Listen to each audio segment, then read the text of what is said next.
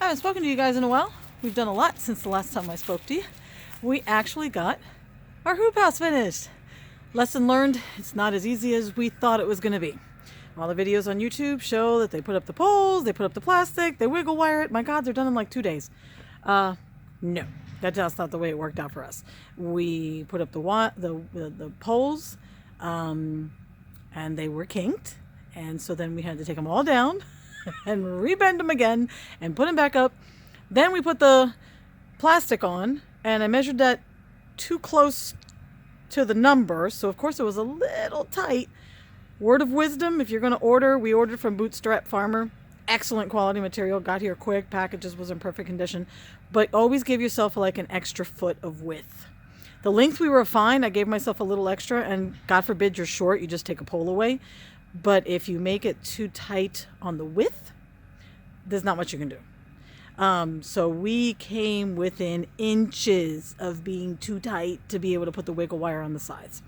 But we did finish it, which is fantastic. And I'm going to show you guys another little mini video of like the details of it. But I can tell you, lesson learned, there were a couple things we would have done differently. Okay, here's some of the poles that we used for our hoop house. These are fence top rails, so chain link fence top rails.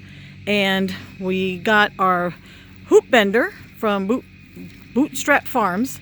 And I'll tell you, the key thing is do not try to bend it unless you use the bender. And you also want to make sure that you bend it. You see how that right there, that the point came up really, really tight? Let me just zoom in for you to see.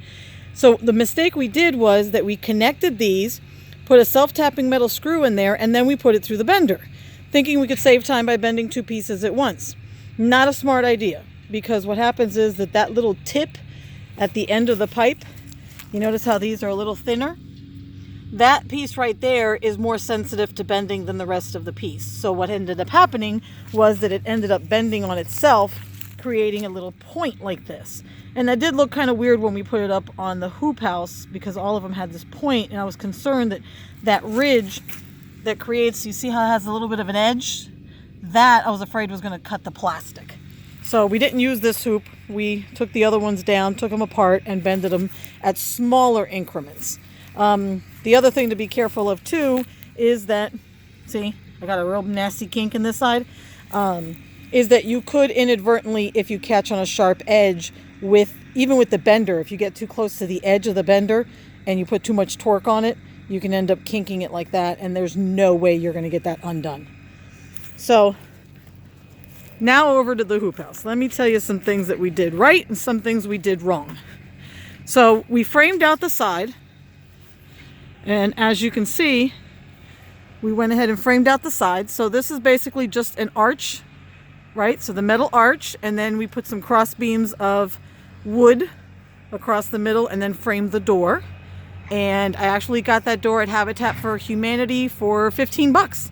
And it's got a sliding glass that slides up and exposes a screen.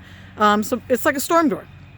So definitely use your thrift areas, use your recycle stores. This was a great buy. I got the window for $10. Plastic, bought it at Bootstrap Farmer.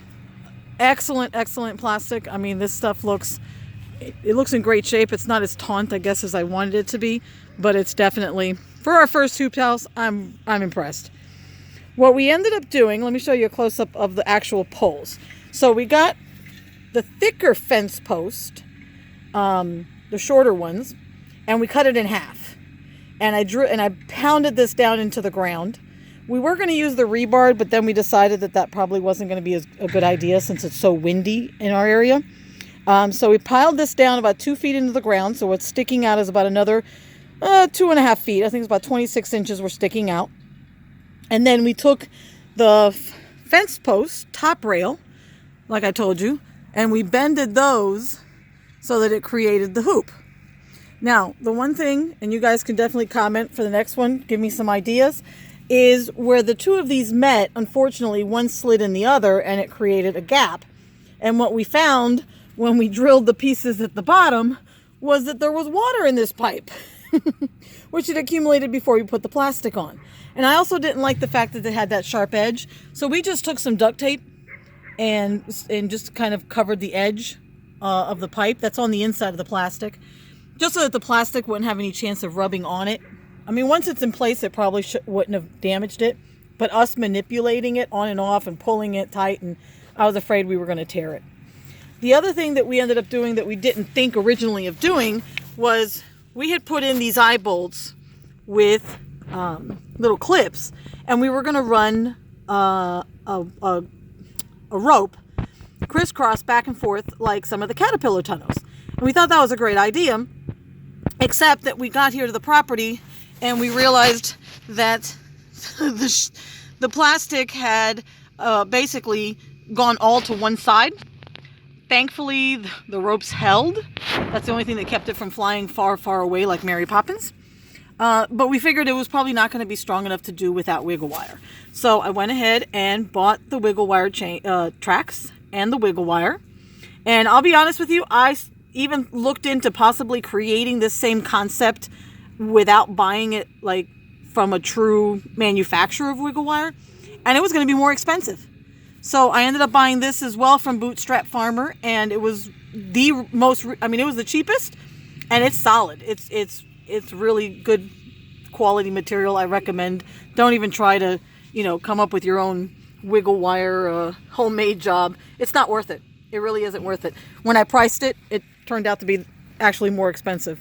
So I went ahead and bought this, which was great because they sent me extra wiggle wire just in case I needed more. So I just basically used 1x6s. So across the bottom, you see these are 1x6s, and where we had to join them, all I did was create some scrap wood, and I just kind of sandwiched it together to give it the support, and that's working wonderfully. The other thing that we did, and let me walk around real quick over here, because this seems to be the side that I can get in the easiest. We haven't finished this side out yet. So as you can tell, the plastic is not secured to anything.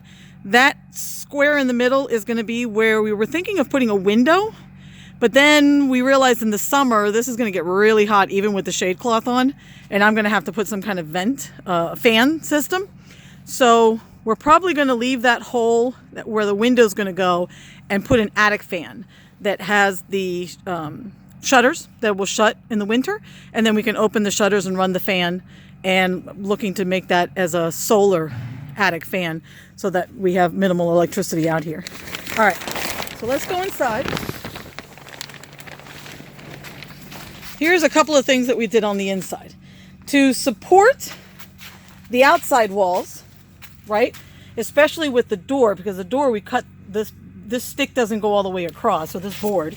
So we went ahead and we put rebar into the ground, and then I just clamped it to the rebar to give it less mobility. We did the same thing with each one of the poles. See, we put clips, and they're not necessarily holding them in place because obviously these things are secured really well to each other. But it gave us the opportunity to make sure that that board is not going to come back off away from the other one. So we just did this all the way down. We put little clamps on every single pole, and that just keeps the board in its place. There you can see again the joints that we did, and we did them on the inside so that the wiggle wire would be flat against the outside. And the other thing that we bought from Bootstrap Farmers that was pretty inexpensive was these butterfly clips. And so the little butterfly clips, let me see if I can get you a better one. Basically what it does is it cradles the one pipe that's going along the whole length. It cradles them at each archway, and so that kind of joins those two guys together, and that also gives it additional stability. And so we did that all the way down, and then there it's attached to the exterior one, and those are attached to the boards with these clips. Are actually chain link clips. They're like the ones that the little U's that you use for the chain link fences, and we just widened it a little bit so that it would fit around the board, the 2x4, and it worked beautifully. So if you guys ever think of something that you need to know how to connect these things are solid. And all that is the U clips that you use for the chain link fence. So great idea if you're thinking about it. The other thing we did for added support is we put these that you typically use for like roofing ties.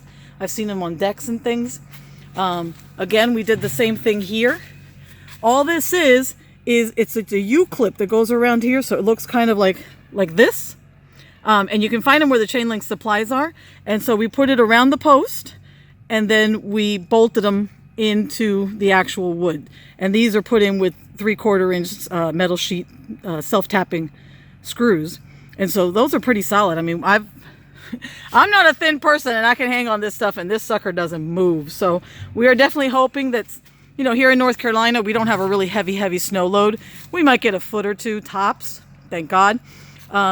So I'm hoping that this is going to be solid enough to hold up. I will keep you all posted. The other thing that we did is we put down landscape fabric, which we have not put down all the pins yet. You want to get these little, I got these little landscape pins, see? And so these got to go down all the way down. And then we're going to gravel on top of this because I'm not going to be planting in here in the ground. We're doing hydroponics. So I'm going to have all my tables and everything at waist height. And then even the tomatoes and things like that, they're going to be in runs, but they're not going to be in the ground. So I'm going to gravel this with some light pea gravel, maybe something a little bit more comfortable to walk on. And I'll keep you posted when we do that. But this is really just to kind of try to keep the moisture and the weeds from coming up as we're walking through it. Like I said, there's my door. Great buy. If you don't believe me, check out that price tag right there. Habitat for Humanity, 15 bucks. Thank you very much. So do your homework and look around for scraps. This thing works beautifully. This is actually screen, and then it has the glass with the little clips on both sides, and it'll slide down. So in the winter, I can close it off if I want to. If I want to put it up, I can vent it. On the sides, still not quite decided whether I want to make that part there solid and then just leave the top as plastic, or if I'm a plastic all the way down. So more to come, but wanted to give you guys all an update. It is almost done.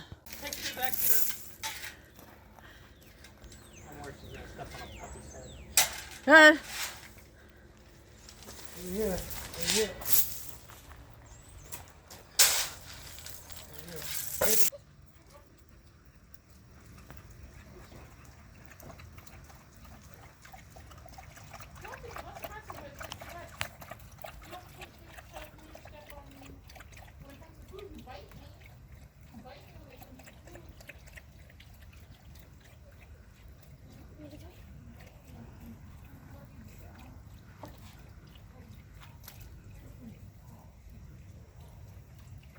No.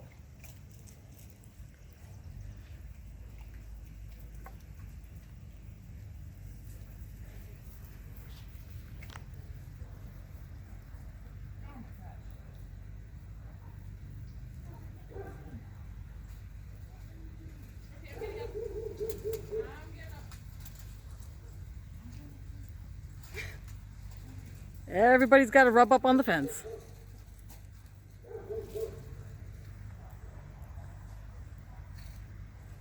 Dodger! Let me get your collar, Dodger. Well, there goes Mocha, the matriarch of the family.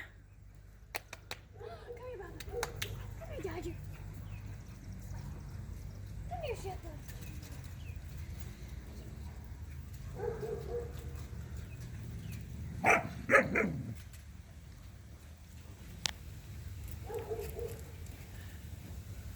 Those two.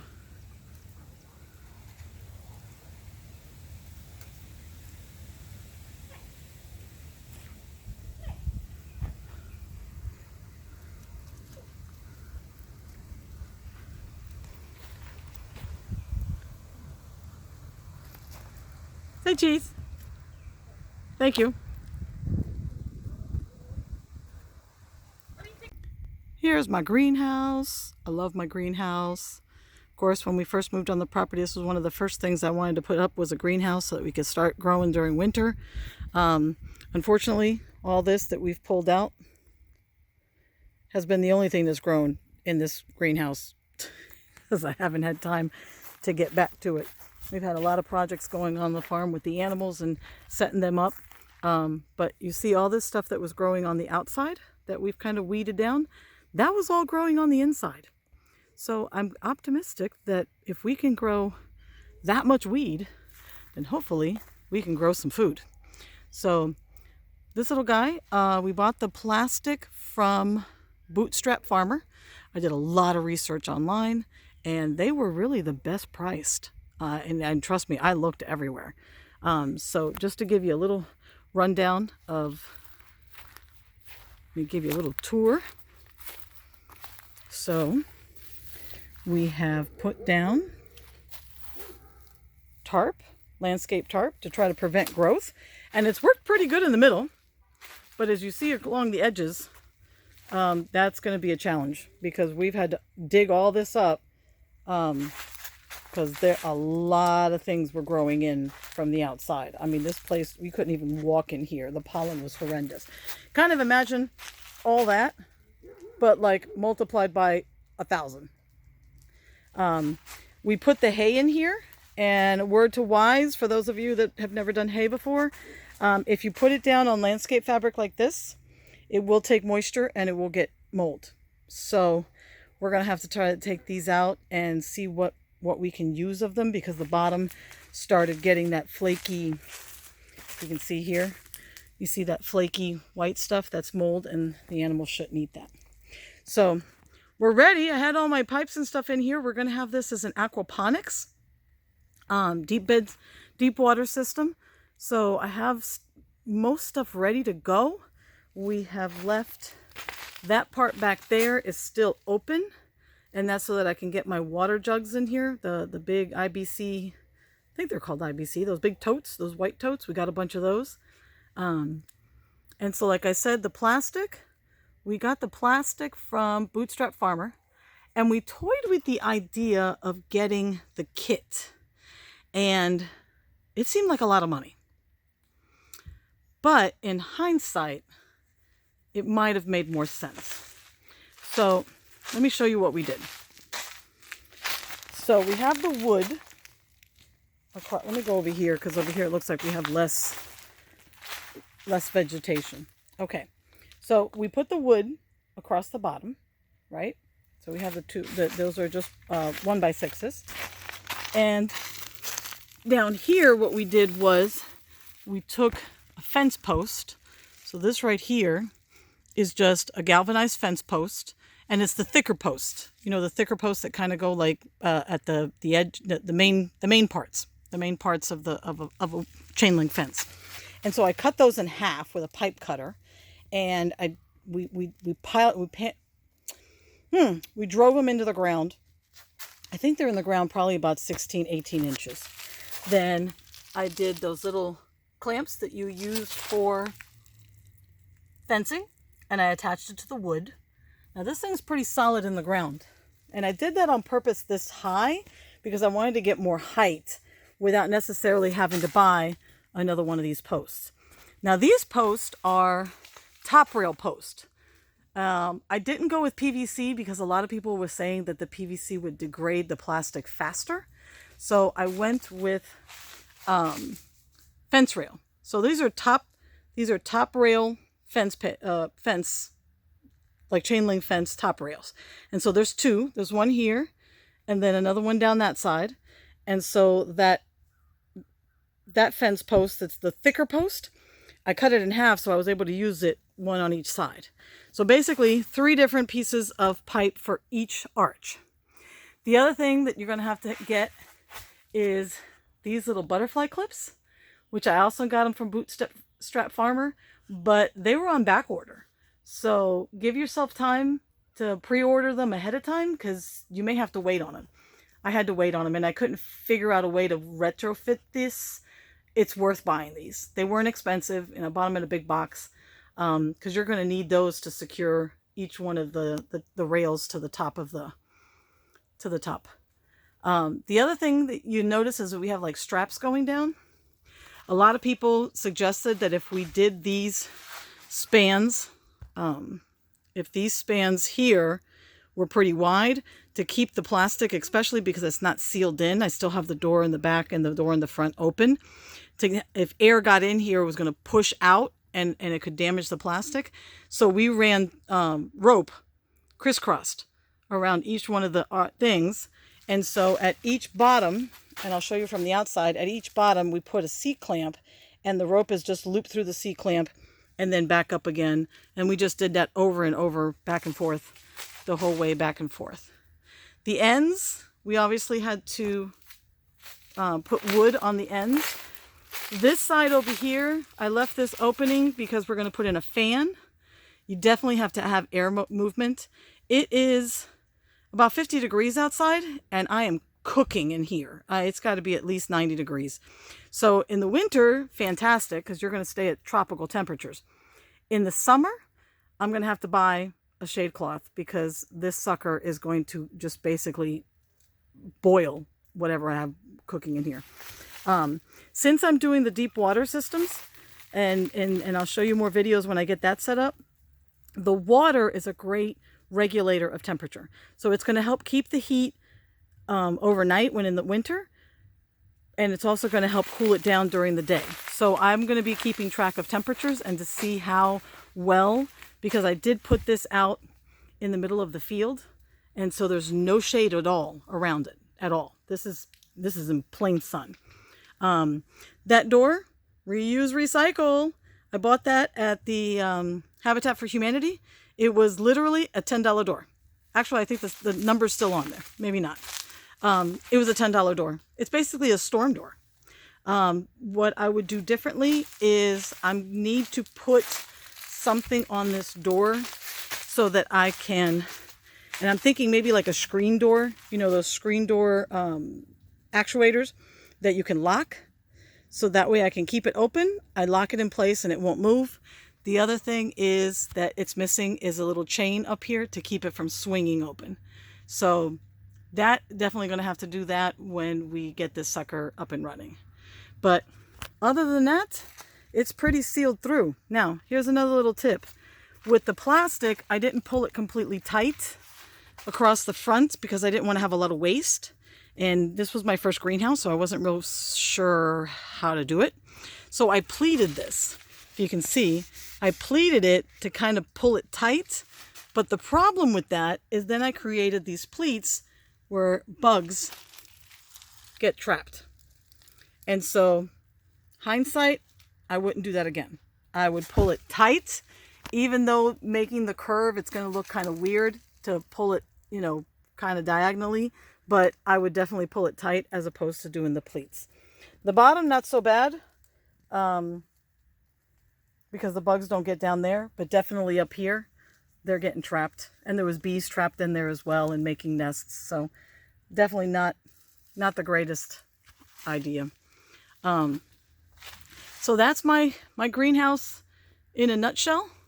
Would I do it differently? Let's break down what it cost me versus if I had bought a kit. And remember, when you look at the kits, make sure you read the fine print of what's included and what's not, because sometimes that's the best determination as to whether it's easier for you to do it yourself or if it's easier for you to buy a kit that's already built. Because doing these arches, we started out not wanting to buy the bender, trying to save money, and that didn't work. We had to take some of these down and rebend them. So you need the tools. Don't skimp on the tools. You can always resell it, or God forbid, this is not going to be the last greenhouse we build. The money was well spent on the bender. And I'll show you a quick little video of some of the things that went wrong with that.